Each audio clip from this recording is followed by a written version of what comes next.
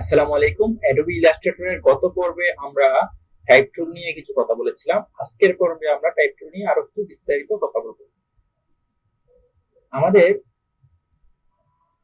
Type টুলের ক্ষেত্রে আমরা দেখতে পাই type tool, area type tool, type on a path tool, vertical type tool, vertical area tool, vertical type on a path tool এবং touch type টুল রয়েছে। এর মধ্যে আমরা গতদিন টাইপ টুল দেখেছিলাম। টাইপ টুল নিয়ে শুধুমাত্র আমরা যে কোনো একটা টাইপ টাইপ টুল নিয়ে আমরা যে কোনো কিছু টাইপ করে লিখতে পারি। ধরুন আমরা এখানে লিখলাম ইয়ার দ্য ডিজাইনার, লিখি অর্ডার দিয়ে আমি অর্ডার ব্যাগেজ দিয়ে আমি এটাকে টেনে বড় করলাম এবং আগের এটাকে ডিলিট করে দিলাম। এক্ষেত্রে এখানে লিখলাম উইয়ার ডিজাইনার।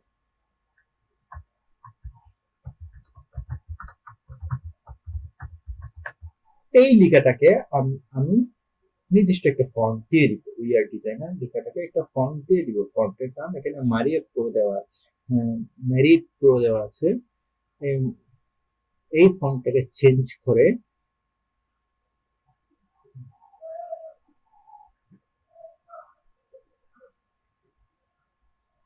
পেল এমটি দিয়ে দিতে পারি। আমরা জানি ফন্ট হচ্ছে দুই ধরনের, একটা হচ্ছে শেরিফ ফন্ট আর একটা হচ্ছে সেন্স শেরিফ ফন্ট। আমরা সেন্সুরিটা দিতে পারি।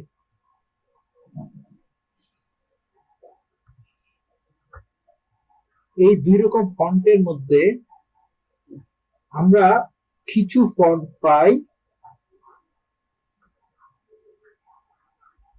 যে ফন্টগুলো বিভিন্ন ধরনের ডিজাইন থাকে আর কিছু ফন্টে কোনো ডিজাইনই নাই। যেমন আমি এখানে যদি রোবোটো, সেই রোবোটোতে মোটামুটি ধরতে গেলে এটা একটা এটা একটা ভালো ফন্ট, এটা একটা আইডিয়াল ফন্ট বিভিন্ন ডিজাইন করার জন্য। দ্বিতীয়টা হচ্ছে টাইপ অনে পাথ টুল, না area type tool. Area type টুল যদি আমরা এরিয়া টাইপ টুল কাজ দেখতে চাই তাহলে আমাদের একটা এরিয়া নিতে হবে। এরিয়া যদি আমি নিতে চাই, যেমন আমি একটা এরিয়া নিব, এখান থেকে একটা ইলেকট্রিক্যাল। এখন টাইপ টুল থেকে এরিয়া টাইপ করে গেলাম এবং এখানে আমি টাইপ করতে চাই। এখানে টাইপ করতে হলে আমাদের নির্দিষ্ট যে অবজেক্ট আছে, অবজেক্টের পাতে ক্লিক করতে হবে। আমি প্রথমে মাঝখানে ক্লিক করেছিলাম, যার কারণে এটা টাইপটা হয়নি, কিন্তু আমি পাতে ক্লিক করার ফলে এই টাইপটা হয়েছে। এবং এই টাইপটা আপনারা যদি দেখেন যে এটা একটা বৃত্তাকার এরিয়ার মধ্যে এমন ভাবে অ্যাডজাস্ট হয়েছে মনে হচ্ছে এটা একটা বৃত্ত। এক্ষেত্রে আমরা প্যারাগ্রাফে যেতে পারি। প্যারাগ্রাফ থেকে এখানে অ্যালাইনমেন্ট আছে, এখান থেকে আমরা জাস্টিফাই যে অ্যালাইনমেন্ট, সে অ্যালাইনমেন্ট দিয়ে দিতে পারি। এই জাস্টিফাই অ্যালাইনমেন্ট দিলে আমাদের এটা সম্পূর্ণরূপে জাস্টিফাই হয়ে যাবে। ঠিক সেম টু সেম আমরা যদি কোনো একটা অবজেক্ট নিই, যেমন আমি যদি একটা গিটারের অবজেক্ট নিই, একটা গিটারের অবজেক্ট যদি আমি নিয়ে আসি, ফাইল থেকে প্লেস থেকে আমি গেলাম, একটা গিটারের ইমেজ আমি আগেই নামিয়ে রেখেছিলাম। এখানে যে গিটারের ইমেজটা নিয়েছি সেই ইমেজটাকে আমি প্রথমে ভেক্টর করব। আমরা ইমেজ থেকে ভেক্টর করা দেখেছিলাম। ইমেজকে আমি ক্লিক করার পর উপরে যে ইমেজ ট্রেজ অপশন আছে সেই ইমেজ ট্রেজ অপশনে ক্লিক করা এবং এক্সপ্যান্ড করা। এক্সপ্যান্ড করার পরে এটাকে আনগ্রুপ করা এবং যে সাদা অংশটা আছে সেটাকে ডিলিট দিয়ে দেওয়া। তাহলে আমাদের এখানে অনেকগুলো প্রায় 3টা গিটারের অবজেক্ট তৈরি হয়েছে। এই অবজেক্টটাতে আমি এই মাঝখানের অবজেক্টটা এটা ডিলিট করে দিই। এই অবজেক্টটা ডিলিট করে এই দুটো অবজেক্টে আমি কিবোর্ডের শিফট এবং অল্টার চেপে একটু বড় করি। শিফট এবং অল্টার চেপে বড় করলাম। এখন আমি এই ইমেজটাতে এরিয়া টাইপ টুল দিয়ে জাস্ট টাইপ করব। সেক্ষেত্রে আমাকে ইমেজের পাতে ক্লিক করতে হবে। ইমেজে যখন পাতে ক্লিক করলাম তখন দেখা যাচ্ছে আমার এই ইমেজটাতে আমি যা টাইপ করার চেষ্টা করছি সেটা টাইপ হয়ে গেছে। এখানে সাধারণত কিছু ডেমো টাইপ হয়, এটা আমরা যা টাইপ করবো সেটাই এখানে রিপ্লেস হয়ে যাবে। এক্ষেত্রে আমরা এটা 12 পিটি আছে, এখানে কিছু চেঞ্জ করে দিই, এটা 6 পিটি করে দিই, এবং এখানে control A, control C, control V, control V, control V, control V, control V, এভাবে মানে কপি পেস্ট করে আমি এখানে কিছু লেখা বাড়িয়ে দিলাম। এটার ফলে কি হলো, আমার যে ইমেজটা ছিল সেই ইমেজটাতেই বিভিন্ন ধরনের লেখা চলে আসলো।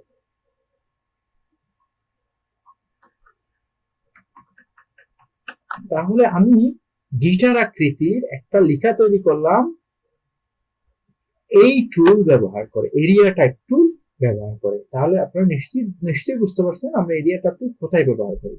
এখন আমরা টাইপ অন এ পাথ টুলের ব্যবহার করব। টাইপ অন এ পাথ মানে হচ্ছে কোন একটা অবজেক্টের চারপাশ দিয়ে সে লেখা শুরু করবে। যেমন আমি এই অবজেক্টে যদি ক্লিক করি, এখানে যদি আমি ক্লিক করি দেখা যাবে এই যে আমি একটা গিটার তৈরি করেছিলাম তার চারপাশেই আসলে টাইপ টুলের টাইপ গুলো পড়ে গেছে। এভাবে আমরা যে কোনো এরিয়ার চারপাশে টাইপ করতে পারি। এখন আমি চাই যে এই গিটারের যে একটা ছবি আছে এটাকে আমি একটু বড় করি, বড় করলাম, মোটামুটি অল্টার চেপে আরো বড় করব। এখান থেকে আমি কি করি, এখান থেকে আমি লেখাটা একটু বাড়িয়ে দিই, লেখার পরিমাণটা যাতে এমন ভাবে এত বেশি করি যাতে আমার এটা ফিল আপ হয়ে যায়। আমি একটা কাজ করব, এই যে গিটার আছে এর মধ্যে একটা ছবি এমন ভাবে সেট আপ করবো যাতে সেই ছবিটা এই লেখার সাথে অ্যাডজাস্ট হয়ে যায়। এই ধরনের যদি আমি কোন একটা ছবিকে যদি অ্যাটাচ করতে চাই, আমাকে অবশ্যই একটা ছবিকে আগে নিয়ে আসতে হবে যে ছবিটা পিএনজি ফরম্যাটে থাকবে। পিএনজি ফরম্যাট মানে যার কোনো ব্যাকগ্রাউন্ড থাকে না। তাহলে ফাইল থেকে আমরা এখানে প্লেসে যাব, প্লেস থেকে আমরা পিএনজি ফরম্যাটের একটা ছবি নামিয়ে নিব। ডাউনলোডসে যাব, ডাউনলোডসে এখানে যদি দেখি কোনো পিএনজি ফরম্যাটের কিছু আছে কিনা। আচ্ছা, 1.jpg 1.png এই ওনার ছবিটাকে আমি এখানে সেট আপ করবো। আচ্ছা, এই ছবিটা শিফট এবং অল্টার দিয়ে একটু ছোট করব, ছোট করে আমি এইখানে বসাবো, তবে আমি এটাকে এখানে বসাবো, এভাবে বসাবো। এই ছবিটা এমন ভাবে অ্যাডজাস্ট করতে হবে যাতে ছবির চারপাশে এখানে যে লেখাগুলো, এখন তো ছবির নিচেও লেখা আছে, ছবির নিচে যাতে কোনো লেখা না থাকে, লেখাটা যাতে অ্যাডজাস্ট হয়ে যায়। এই ধরনের ক্ষেত্রে, এই ডিজাইনের ক্ষেত্রে আমরা অবজেক্ট থেকে টেক্সট র্যাপে যাব, টেক্সট র্যাপ থেকে টেক্সট র্যাপ অপশনসে যাব। এখানে দেখা যাচ্ছে আমাদের একটা অফসেট পাথ, মানে অফসেট পাথ বলতে চারপাশে যে কতটুকু ফাঁকা থাকবে। ধরেন আমি এটা 6 পয়েন্ট করে দিলাম। 6 পয়েন্ট করে দেওয়ার পর অবজেক্ট থেকে টেক্সট র্যাপ থেকে মেকে ক্লিক করব। মেকে ক্লিক করার পরে একটা অপশন আছে, এই ছবিতে যখন আমি ক্লিক করব, বাইরে একটা যখন ক্লিক করব, এই ছবিতে যখন আমি ক্লিক করব তখন এখানে আছে এমবেড ক্লিক করব। তাহলে দেখা যাচ্ছে এই ছবিতে একটা পরিবর্তন এসেছে। আমি একটু জুম করলে আপনারা দেখতে পাবেন যে এই গিটারের মাঝখানে আমি ইমেজের ছবিটা বসিয়েছি এবং ওনার ঠিক চারপাশে 6 পয়েন্ট বা 6 পিক্সেল করে স্পেসিং হয়ে গেছে। আমরা এই ধরনের বিভিন্ন ছবি দেখি, বিশেষ করে বিভিন্ন অ্যাডভার্টাইজমেন্টের ক্ষেত্রে দেখা যাচ্ছে একজন কথা বলছে, তার ছবি আছে এবং তার মাঝখানে তার চারপাশে বিভিন্ন ধরনের লেখা আছে, অথবা বইয়ের কোনো কভার পেজের ক্ষেত্রে, বইয়ের ছবির ক্ষেত্রে, বা বইয়ের মাঝখানে কোনো ছবির ক্ষেত্রে আমরা এই ধরনের অপশনটা পাই। এটা খুবই গুরুত্বপূর্ণ, সুন্দর একটা অপশন।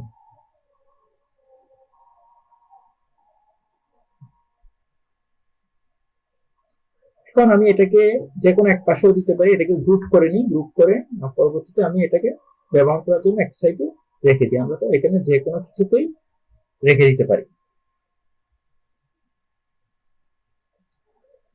নতুন একটা আমরা কাজ শিখবো। আমাদের এখানে ভার্টিক্যাল টাইপ টুল আছে, ভার্টিক্যাল টাইপ টুল নর্মাল টাইপ টুলের মতো কিন্তু ভার্টিক্যালি টাইপ করে।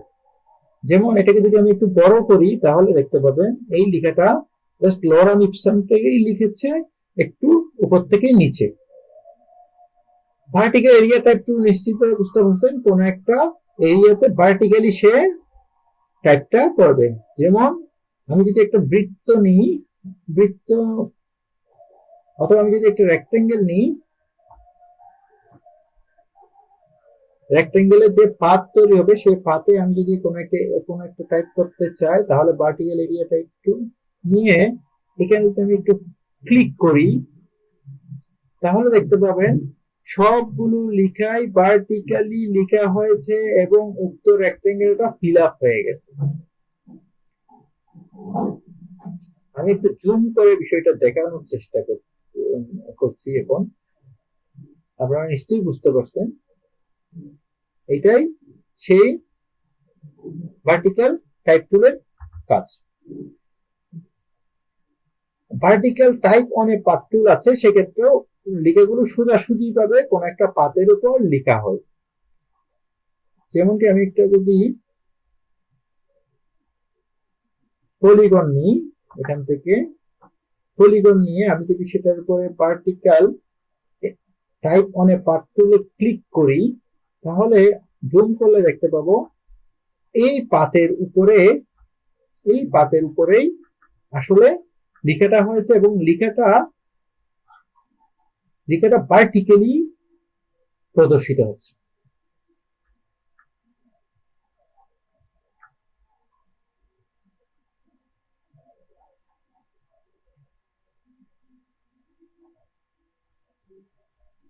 এখন আমরা একটা ইলিপস টুল নিব, ইলিপস টুল নিয়ে এখানে দুই ধরনের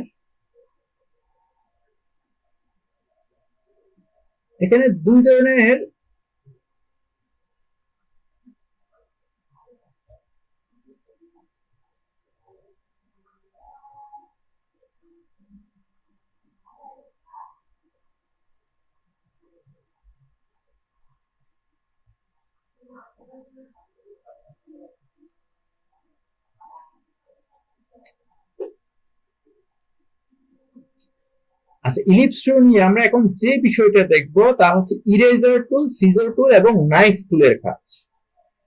ইরেজার টুল, এই ইলিপস থেকে আমি প্রথমে একটা কালার দিয়ে দিই।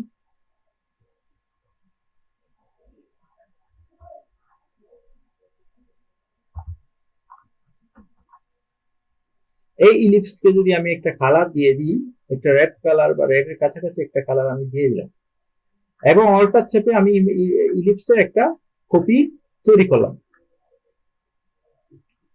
আমাদের আর্ট বোর্ডটা মনে হয় ছোট হয়ে গেছে, আমি একটা আর্ট বোর্ডটা চাইলে আমি বাড়িয়ে নিতে পারি। এখানে একটা আর্ট বোর্ড টুল নামে একটা অপশন আছে, সেই আর্ট বোর্ড টুল থেকে আমরা এখানে ক্লিক করে যে কোনো সাইজের আর্ট বোর্ড নিয়ে নিতে পারি, বা একের অধিক আমরা যদি আর্ট বোর্ড চাই সেক্ষেত্রে আমরা একের অধিক আর্ট বোর্ড নিয়ে নিতে পারি, বা আর্ট বোর্ড ছোট বড় কম বেশি আমরা করতে পারি। এই আর্ট বোর্ডটা আমি জাস্ট একটু বড় করে নিলাম। এখানে আমি দুটা বিষয় দেখাবো, একটা হচ্ছে ইরেজার টুল ব্যবহার করে কাটা, সিজার টুল ব্যবহার করে কাটা, নাইফ টুল ব্যবহার করে কাটা। এখন আমি যে টুলটা নিলাম সেটা হচ্ছে ইরেজার টুল। ইরেজার টুল যখন নিব, ইরেজারের একটা ছোট বড় অপশন আছে, যেটা হচ্ছে আমাদের কিবোর্ড থেকে থার্ড ব্র্যাকেটের যদি প্রথম অংশটা চাবি তাহলে আমাদের ইরেজারের পয়েন্টটা ছোট হচ্ছে, এবং যদি শেষ অংশটা থার্ড ব্র্যাকেটের শেষ অংশ চাবি তাহলে আমাদের ইরেজারটা বড় হচ্ছে। আমরা ইরেজার টুল নিয়ে খুব ছোট করে এই অংশটাকে আমরা রিমুভ করতে পারি, যেমন এই অংশটা এভাবে রিমুভ করতে পারি, এই অংশটা এভাবে রিমুভ করতে পারি, এভাবে আমরা ভাগ করে ফেলতে পারি। এক্ষেত্রে দেখা যাচ্ছে নির্দিষ্ট একটা অংশ একদম নাই হয়ে যায়। এটা এমন ভাবে কাটা হলো যে এটার একটা অংশ একদমই ডিলিট হয়ে গিয়েছে। এটা একটা কাটা। এখন আমরা আরেকভাবে কাটতে পারি, সেটা হচ্ছে এখানে ইলিপসের সাথে নিচে আছে সিজার টুলে আমরা ব্যবহার করে আমরা কাটতে পারি। সিজার টুল যদি আমরা কাটতে চাই তাহলে আমাদেরকে অবশ্যই পাত কাটতে হবে। সিজার টুলের অন্যতম একটা বিষয় হচ্ছে পাত কাটা। এই পাতের উপর ক্লিক করব, এই পাতের উপর ক্লিক করব, এই পাতের উপর ক্লিক করব, তাহলে এই যে পাত আছে এই পাতটাকে আমি চাইলে এখান থেকে ডিলিট করে দিতে পারি। ঠিক সেম টু সেম আমরা যে কোনো পাথকে কি করে, পাথকে কাটার জন্য আমরা ব্যবহার করি সিজার টুল। সিজার টুল নর্মাল যে অবজেক্ট, সেই অবজেক্টটাকে কাটতে পারবে না, জাস্ট অবজেক্টের পাথকে কাটবে। এই ক্ষেত্রে সিজার টুলের কাজ হচ্ছে পাথ কাটা। আরেকটা গুরুত্বপূর্ণ টুল হচ্ছে নাইফ টুল। নাইফ টুলের কাজ এবং আপনার যে ইরেজার টুলের কাজ একই, কিন্তু ইরেজার টুল জিনিসটাকে মুছে ফেলে একদম, আর নাইফ টুল জাস্ট কেটে দিয়ে যায়। যেমন আমি নাইফ টুলের এখানে এই পাশে একটা অংশ কাটলাম, এই পাশে আরেকটা অংশ কাটলাম, জিনিসটা কিন্তু কেটে গেছে। আমি যদি একটু দেখি যে এটা একটু নিচের দিকে নিয়ে আসি, দেখা যাচ্ছে জিনিসটা হচ্ছে কিন্তু কেটে গিয়েছে, কিন্তু জিনিস এর মাঝখানে কোনো স্পেসিং বা কোনো ডিলিট বা কোনো কিছুই হয়নি। আমরা টাইপ টুলের সাথে এই যে কাটাকাটি, তার মধ্যে একটা সম্পর্ক আছে। যেমন আমি যে লিখলাম উই আর ডিজাইনার, সেই উই আর ডিজাইনার যে লিখা, ঠিক আছে, আমি এটাকে একটা কাজ করি, ডিজাইনার যে লিখা সেটাকে আমি আরেকটা টাইপ টুল নিই এবং নিচে লিখি, এবং সামনে আরেকটা দিয়ে দিই, এটাকে দিয়ে দিই হ্যালো, হ্যালো দিয়ে দিলাম। কারণ এটা কেন লিখতেছি, এই যে আমার যে বৃত্ত আছে, বৃত্তের যে এই যে তিনটা পার্ট করেছে, তিনটা পার্টে আমি তিনটা লেখাকে নিয়ে আসবো। ও প্রথম পার্টে নিয়ে আসবো হ্যালো, দ্বিতীয় পার্টে নিয়ে আসবো উই আর, তৃতীয় পার্টে নিয়ে আসবো ডিজাইনার। তাহলে আমি একটা কাজ করি, এই লেখাগুলোকে ক্যাপিটালাইজ করে ফেলি, হ্যালো ক্যাপিটালাইজ করে ফেলি, এবং এটাকে রোবোটো থেকে বোল্ড করে দিই, অথবা নেক্সা বোল্ড দিয়ে দিই, এটাকেও নেক্সা বোল্ড দিয়ে দিই। আচ্ছা, এটা রোবোটই থাকুক, নেক্সা বোল্ড দিয়ে দিতে পারি, নেক্সা বোল্ড দিয়ে দিলাম, ডিজাইনারও নেক্সা বোল্ড দিয়ে দিলাম। এই লেখাগুলোকে একটু বড় করব, হ্যালোটাকেও বড় করব, উইয়ারটাকেও বড় করব, এবং ডিজাইনারটাকে একটু বেশি বড় করব। এই যে তিনটা লেখা আছে আমাদের, তিনটা আলাদা অবজেক্ট, তিনটা আলাদা আলাদা টাইপের মধ্যে তিনটা লেখা আমার আছে। সেই লেখাগুলোকে আমি এই যে রেক্ট্যাঙ্গেলটা, এই যে ইলিপসটা নিলাম, ইলিপসের তিনটা অংশের মধ্যে নিয়ে আসবো। যদি নিয়ে আসতে চাই তাহলে আমাকে সবার আগে আমি হেলোটাকে নিয়ে আসতে চাই প্রথম অংশে। তাহলে হেলোকে আমাকে প্রথম আগে রাইট ক্লিক করব, অ্যারেঞ্জ করব, সেন্ড টু ব্যাক করে দিব। এবার হেলো এবং এখানকার প্রথম অংশ দুইটাকে আমরা একসাথে সিলেক্ট করব। সিলেক্ট করে অবজেক্টে যাব, অবজেক্টে আমরা এখানে এমব্লব ডিস্টর্ট নামে একটা অপশন আছে, এই এমব্লব ডিস্টর্টে যাব, make with top object. Make with top object মানে লেখাটাকে আমি কিন্তু নিচে নিয়ে এসেছি, তাহলে টপ মানে হচ্ছে এখানে ইলিপসের এই পার্টের উপরের অংশ, তাহলে এই মেক উইথ এটার সাথে এটা মেক করে ফেলতেছে। তাহলে এখানে ক্লিক করলাম, আমি হ্যালোটা কোথায় ঢুকে পড়লো, আমার যে ইলিপসের যে পার্ট, সেই পার্টে ঢুকে পড়লো। এখন আমি দ্বিতীয় পার্টকে করবো, এটা এবং কন্ট্রোল চেপে আমি এই দুটাকে একসাথে, শিফট চেপে এই দুটাকে একসাথে আমি সিলেক্ট করবো। আচ্ছা, সিলেক্ট করার আগের কাজ হচ্ছে এটাকে কি করতে হবে, অ্যারেঞ্জ করতে হবে, সেন্ড টু ব্যাক করতে হবে।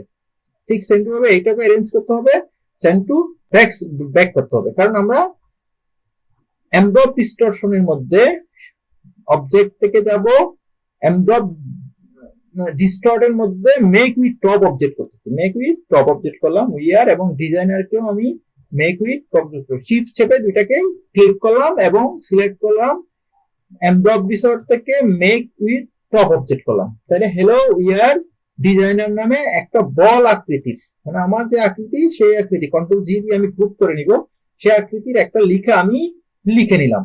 তাহলে আপনারা নিশ্চয়ই বুঝতে পারছেন আমরা টাইপ টুল দিয়ে অনেক রকম ডিজাইন তৈরি করতে পারি। তাছাড়া আমরা যখন টাইপ টুল দিয়ে কোনো কিছু টাইপ করি, যেমন একটা টাইপ টুল দিয়ে আমি লোরাম ইপসাম লেখাটাকে লিখলাম, ধরে নিলাম যে লোরাম ইপসাম লেখাটাকে লিখলাম, এই লোরাম ইপসাম যে লেখা আছে সেই লেখাকে আমি চাইলে এখানে একটা অপশন আছে,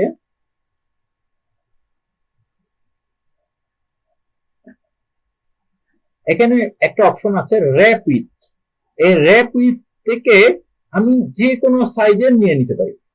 এটা আর্ক দিতে পারি, এটাকে শেল নিতে পারি, এটা এই ধরনের একটা সাইজ নিতে পারি, এটা একটা স্পরাইজ সাইজ নিতে পারি, অথবা এটা একটা আমি গোলাকৃতি সাইজ নিয়ে যেতে পারে, এটাকে একটা ফ্লাগের আকৃতি নেওয়া যেতে পারে।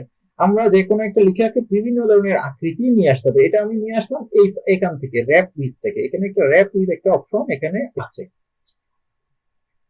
এটাকে আমরা যে একটা লিখাকে যে কোনো ভাবে র্যাপ করতে পারি। আজকের ক্লাস এতটুকু। আশা করি আপনার মনোযোগ দিয়ে দেখেছেন এবং এই ক্লাসটা আসলে গুরুত্বপূর্ণ। আপনারা প্র্যাকটিস করবেন।